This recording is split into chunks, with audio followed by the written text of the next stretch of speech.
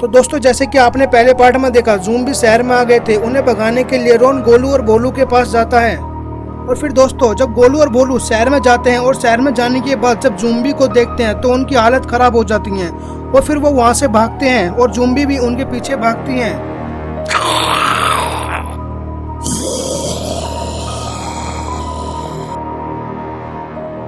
और दोस्तों अब किसी तरह गोलू भोलू और रोन ज़ॉम्बी से बचकर अपने घर पहुंच जाते हैं और फिर आसपास देखते हैं कि ज़ॉम्बी कहीं हमारे पीछे तो नहीं आ रहे हैं। और फिर गोलू भोलू और रोन से कहता है कि हम बाबा के आने का इंतजार नहीं कर सकते, हमें उससे पहले ही इन ज़ॉम्बी को खत्म करना होगा, वरना ये शहर में बहुत ज्यादा आतंक मचा देंगे।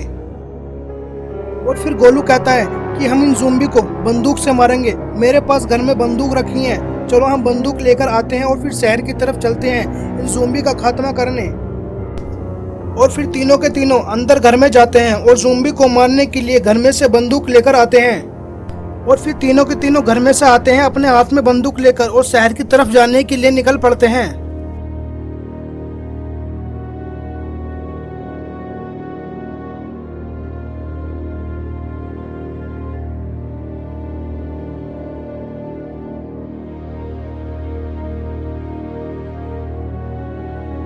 शहर में जाने के बाद वो ज़ॉम्बी की तलाश करना शुरू करते हैं और वो अपने आसपास हर जगह देखते हैं, ज़ॉम्बी की तलाश करते हैं वो हर जगह।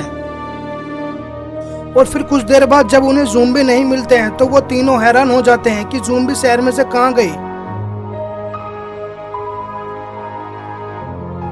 और फिर कुछ देर बाद भोलू कहता है कि ज़ॉम्बी तो हमें पूरे शहर में कहीं नहीं दिखाई दे रहे, आखिरकार ये ज़ॉम्बी गए तो गए कहां।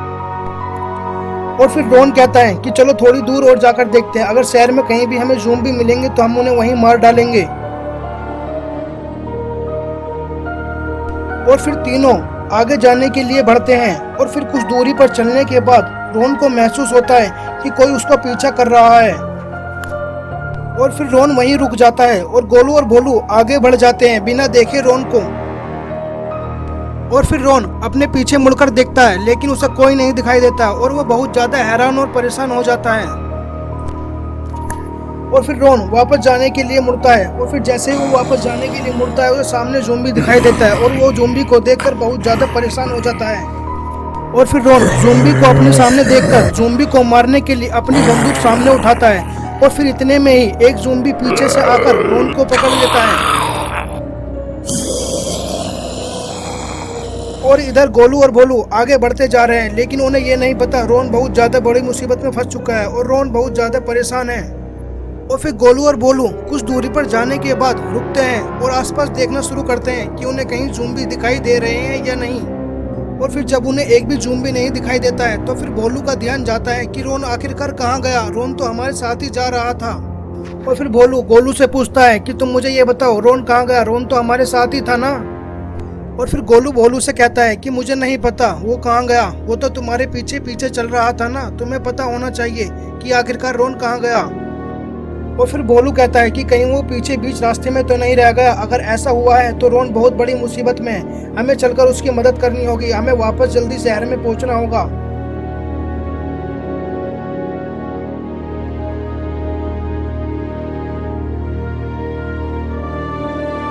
और इधर ज़ॉम्बी ने रोन को चारों तरफ से घेर कर रखा है रोन का खून पीने के लिए, अब वो रोन का खून पिएंगी।